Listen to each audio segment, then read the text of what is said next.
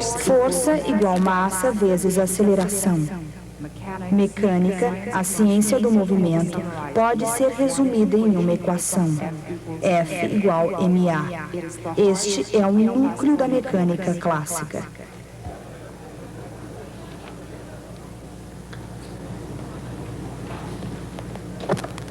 Em 1543, Copérnico escreveu esse livrinho e o mundo aristotélico começou a desmoronar. 150 anos mais tarde, ele ainda está em ruínas e não apareceu nada para tomar o seu lugar. É claro que houve algum progresso. Kepler descobriu suas 3 leis, passamos a entender os corpos em queda e também a inércia. Mas não havia um princípio unificador. A perfeição absoluta do mundo aristotélico transformou-se em grande confusão.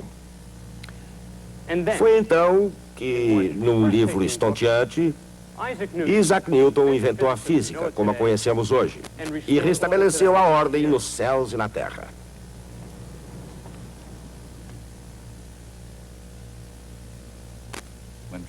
Ao se tentar descrever o mecanismo básico do mundo, uma questão natural é: por onde começar? Isaac Newton começou com 3 princípios fundamentais, as chamadas leis de Newton. Com a incrível rapidez e elegância de um gênio libertado, ele explicou o movimento de quase tudo na superfície acima da superfície da Terra. Reduzidas às suas essências, as 3 leis de Newton consistem numa equação extremamente poderosa. Força igual massa vezes aceleração. Compreendendo essa equação, o que ela significa e como usá-la, é possível compreender o universo mecânico.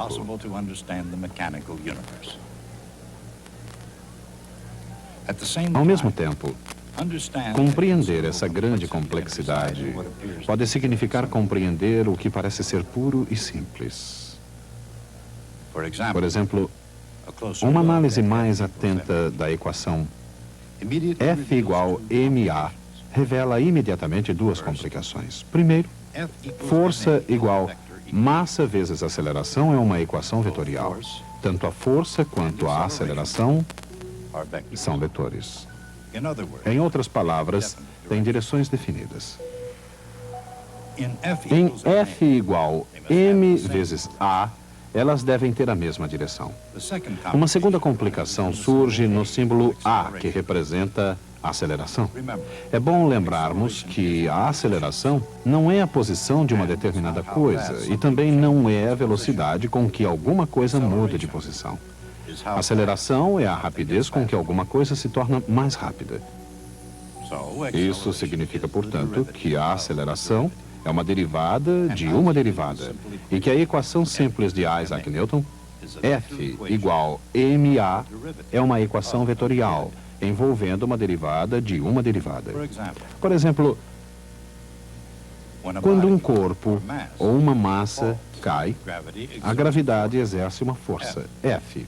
Uma força para baixo, naturalmente, e o resultado é a aceleração.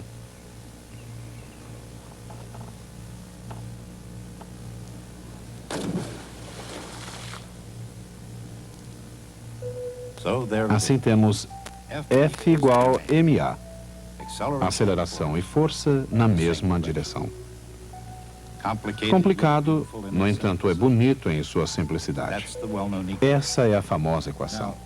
Mas, no caso de um corpo em queda, o que sabemos sobre a aceleração? Em primeiro lugar, ela é constante. Por outro lado, é a mesma para todos os corpos em queda.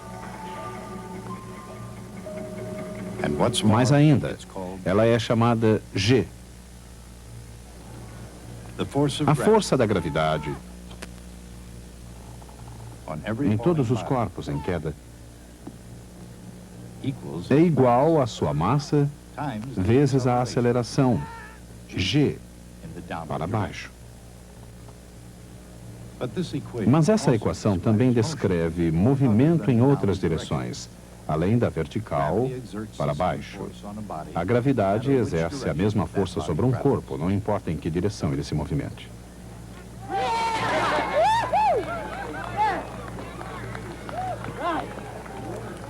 Quando um objeto está em movimento, desprezando-se a resistência do ar, a gravidade é a única força que age sobre ele. Quer seja solto de uma torre, atirado de uma montanha muito alta, ou levantado por um atleta.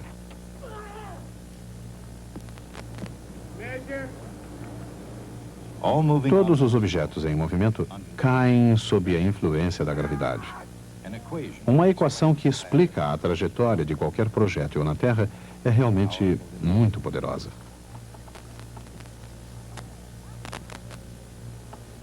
E para que possamos ver como ela realmente funciona, é preciso voltarmos ao início.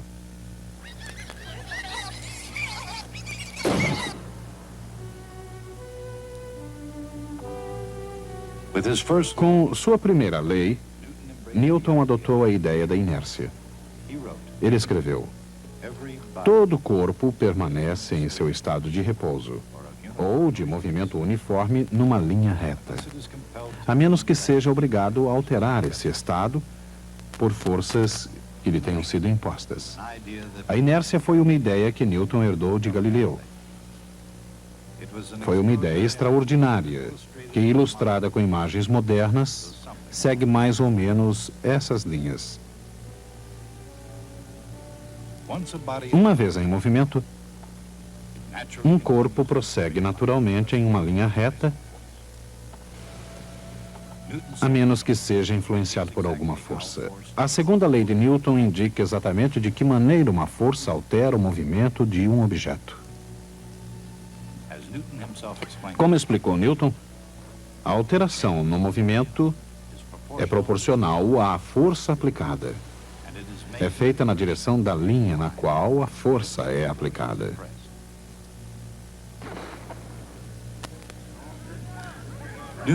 Newton usou a palavra movimento com o significado de quantidade de movimento, a velocidade de um corpo multiplicada por sua massa. Embora Newton tenha expressado suas ideias através da geometria clássica, utilizando figuras geométricas e relações entre quantidades, ele sabia que suas leis poderiam ser expressas como equações diferenciais. A segunda lei de Newton diz que a força aplicada é igual à razão da variação da quantidade de movimento.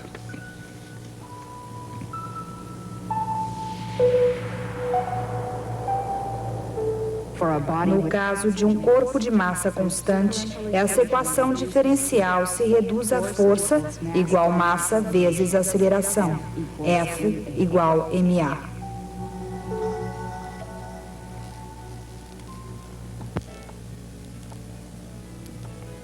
Para cada ação, ocorre sempre uma reação igual.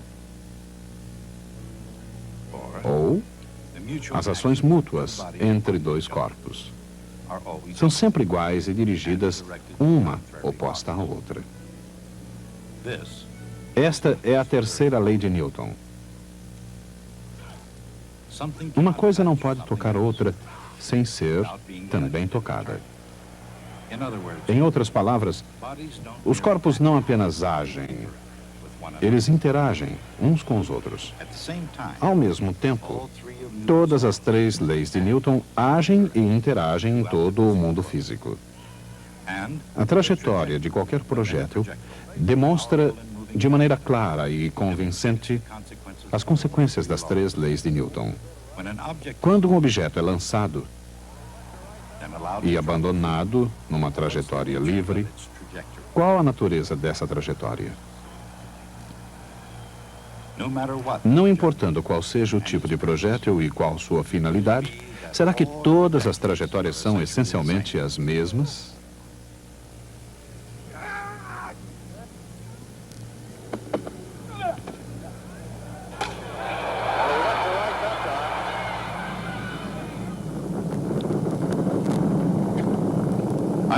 A compreensão do rumo de um projétil resulta da compreensão das leis que governam a força e o movimento.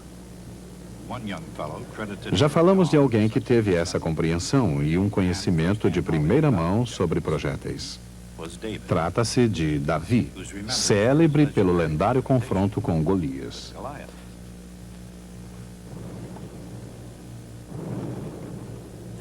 Contrariando as expectativas, o jovem Davi demonstrou a relação entre força e quantidade de movimento. Na verdade, Davi e Golias talvez não possuíssem forças tão desproporcionais como diz a lenda. Afinal, seria esse o modelo de um intelecto devastador? De qualquer maneira, Davi conseguiu demonstrar de maneira notável a força e a quantidade de movimento sem o auxílio de Aristóteles, e muito menos de Newton. Golias entendeu muito bem essa relação. Como se isso não bastasse, sentiu a lei da gravidade. Outro fenômeno que funcionava muito bem, mesmo antes que fosse compreendido. As leis de Newton não mudaram a maneira como o mundo funciona, mas elas mudaram para sempre a maneira pela qual compreendemos o mundo. Quer seja num campo de batalha, numa pista de atletismo, ou nos verdes campos da Inglaterra. A órbita de qualquer projétil pode ser descrita no campo da matemática. Nas próprias palavras de Newton. Então, dessas forças, deduzia os movimentos dos planetas, dos cometas, da Lua e do mar. Newton não foi o primeiro a refletir sobre a trajetória de um objeto em voo na Terra ou no céu. Mas ele foi o único a perceber que as mesmas leis governam o rumo de ambos. Muito antes de Newton, Galileu Galilei descreveu com perfeição o movimento balístico. Ele percebeu que os corpos podem cair verticalmente e se movimentar horizontalmente ao mesmo tempo. Do ponto de vista de Galileu, que abrangeu tudo, dos céus aos jardins celestes da Renascença, o movimento de um corpo tem duas componentes, independentes uma da outra. A extraordinária descoberta de Galileu é explicada pela extraordinária equação de Isaac Newton.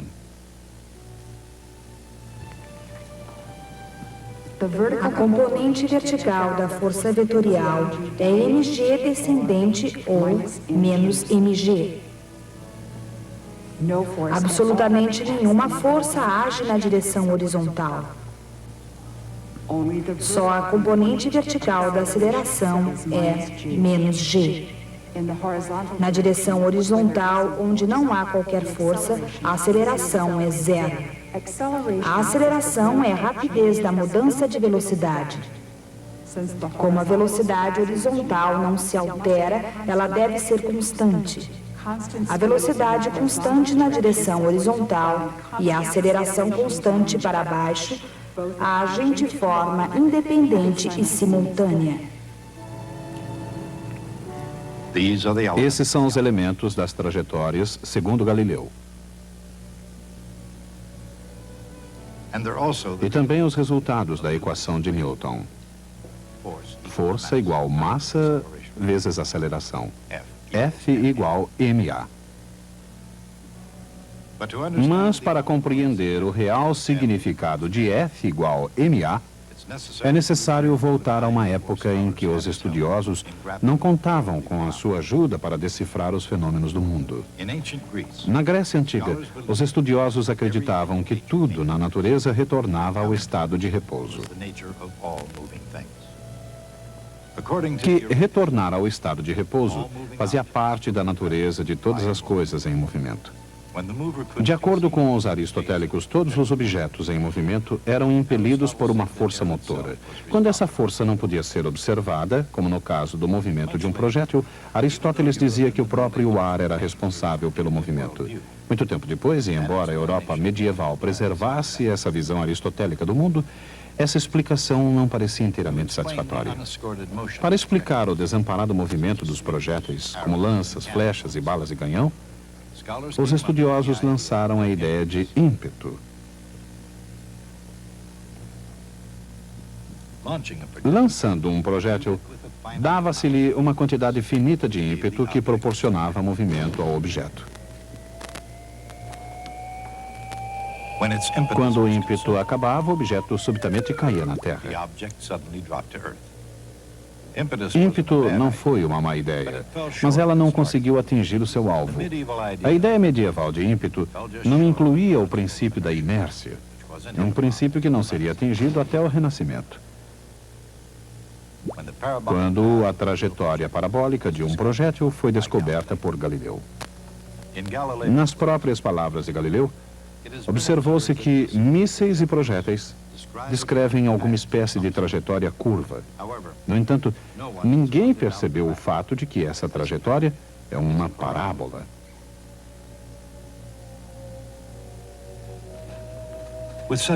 Com essa descoberta, Galileu veria o reinado de 2000 anos do mundo aristotélico chegar ao fim.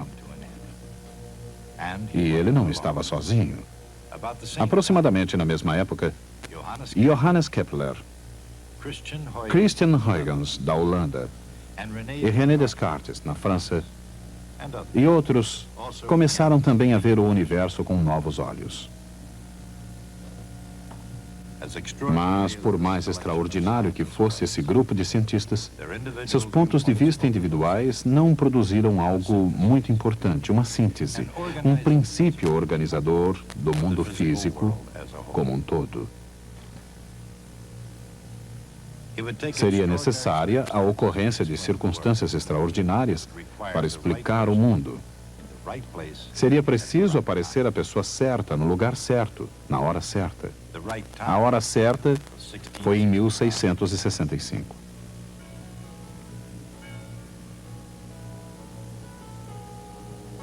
E a pessoa certa foi Isaac Newton.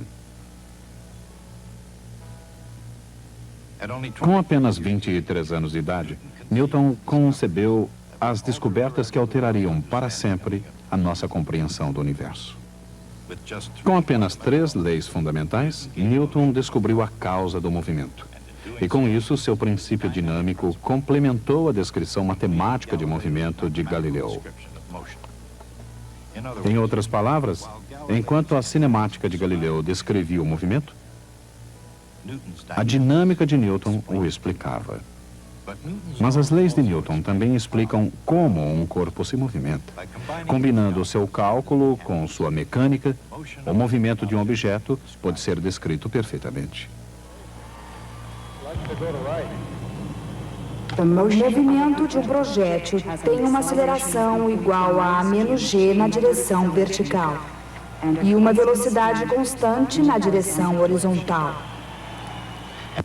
Qual seria o significado dessa constante? A força por trás da propulsão desse objeto tem origem no impulso do tronco do atleta. Essa força dura apenas um momento e determina a velocidade inicial do arremesso. Quando o projétil deixa a mão do atleta, ele apresenta uma certa componente de velocidade na direção x, que é o valor constante da velocidade horizontal. Uma velocidade que será mantida durante toda a sua trajetória até atingir o solo. No entanto, o componente vertical de velocidade se altera de um valor igual a menos g. A derivada da velocidade vertical em relação ao tempo é menos g, não zero.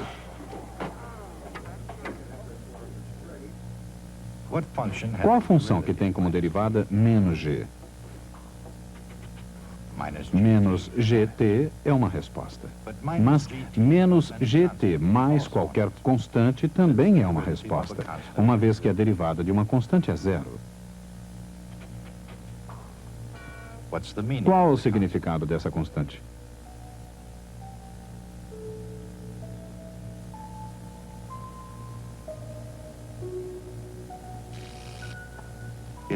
É a velocidade vertical com que o objeto inicia sua trajetória, mesmo que ela tenha início com uma explosão. Suponhamos por um momento que não exista a gravidade. Assim, qualquer projétil seguiria uma trajetória em linha reta, mantendo tanto a velocidade horizontal quanto a vertical com que começou. Mas a gravidade, de fato, modela o movimento de um projétil. A maneira como isso ocorre é demonstrada na lei da queda dos corpos de Galileu. O que realmente acontece é que um projétil cai continuamente além da sua trajetória imaginária em linha reta a uma razão igual a meio g t ao quadrado, exatamente como se caísse de um estado de repouso. Todas essas brilhantes conclusões de Galileu são as consequências simples e diretas de uma lei concisa de Isaac Newton, resumida na equação F igual ma.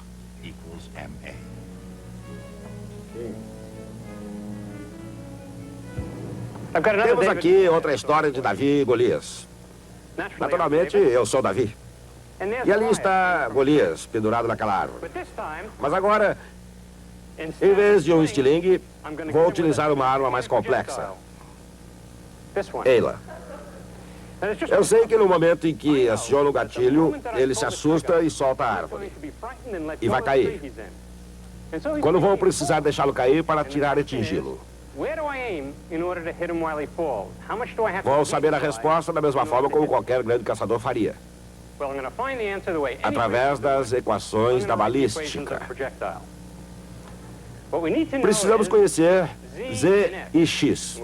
Mas o que sabemos é que dz sobre dt, porque vz igual menos gt mais vz inicial. E dx sobre dt, porque vx igual vx inicial.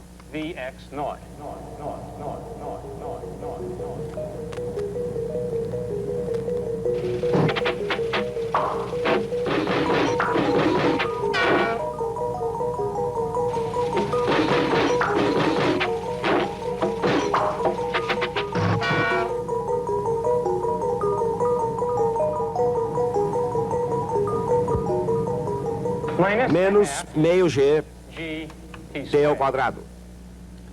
Agora, se o efeito da gravidade, essas seriam as equações de uma linha reta. Uma linha reta desde o cano da espingarda até o alvo. O efeito da gravidade é fazer o míssil cair abaixo dessa linha reta, de uma quantidade igual a meio g t ao quadrado. Assim, a verdadeira trajetória é essa. Mas essa é exatamente a mesma distância que o macaco irá cair, desde que a arma esteja apontada na posição inicial do macaco. Ele cairá os mesmos meio g t ao quadrado e encontrará o míssil no ar. É isso que queremos fazer para solucionar o problema. É o que vamos fazer. Agora vou atirar no macaco. Alguém poderia perguntar por que vou atirar no macaco. Melhor não perguntar. Não estamos falando de ética, estamos falando de física. Podemos ver que o feixe de laser passa pela mira da espingarda e atinge o macaco. Agora vou carregar o meu lançador de mísseis. Estamos prontos para atirar. Devo dizer-lhes que treinei essa demonstração muitas e muitas vezes. E nas centenas de vezes que fiz essa demonstração, jamais atingi esse macaco. É por isso que ele continua colaborando como voluntário. Vamos ver agora. Prontos? Vamos nós. Here we go. Vamos nós. We got him. Conseguimos. Essa pode ser a primeira vez que o macaco foi morto por uma equação. Mas que equação, hein? Se perguntarmos a um físico padrão qual é a mais importante das equações simples em toda a física, a resposta provavelmente será F igual ma. Mas existe algo muito misterioso com relação a esta equação. Ela possui apenas três quantidades: força, massa e aceleração. Sabemos muito bem o que significa aceleração. Mas o que é exatamente força? E o que queremos dizer com massa? Uma maneira de descobrir é exatamente utilizando essa equação. É o que fizemos hoje no caso da gravidade. Não descobrimos nada sobre a natureza da gravidade ou por que ela age. Mas usamos essa equação para determinarmos a força que age sobre um corpo. Ela não diz nada sobre gravidade ou sua natureza. Se soubermos a massa de um corpo e observarmos sua aceleração, poderemos descobrir a força que age sobre ele. Mas sem essa equação, não sabemos a massa de um corpo. Sem sabermos a massa de um corpo, a equação não significa absolutamente nada. Será possível que a mais importante das equações simples da física seja um absurdo lógico sem o menor sentido? Esse é o problema que os filósofos vêm debatendo há mais de 300 anos. Mas uma coisa é clara. Antes que Isaac Newton formulasse essa equação, o mundo era muito confuso. Depois dela ter sido escrita, o mundo tornou-se ordenado, compreensível e previsível. Assim, o que quer que possa ser essa equação, ela certamente não é desprovida de sentido. A única maneira de compreender essa equação é utilizando-a. É sobre isso que versará o resto da nossa história. Força igual massa vezes aceleração. Mecânica, a ciência do movimento, pode ser resumida em uma única equação. Força igual massa vezes aceleração.